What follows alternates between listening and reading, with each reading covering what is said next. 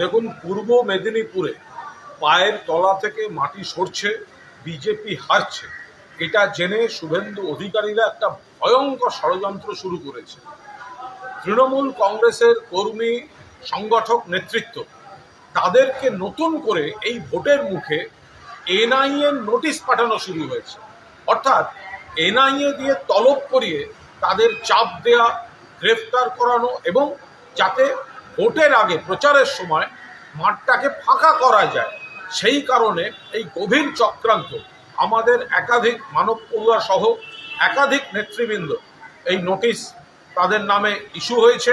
এমনকি একটি থানার ওসিকে পাঠিয়ে বলা হচ্ছে যে এগুলো কনসার্ন লোকদের পাঠাও, অর্থাৎ তাদের যাতে পাঠানো হয় সেটা নিশ্চিত করতে একটা পরোক্ষ চাপ তৈরি করা হচ্ছে। গোটাটাই ভোটের লক্ষ্যে চক্রান্ত। আমাদের শীর্ষ নেতৃত্ব গোটা বিষয়টা দেখছেন।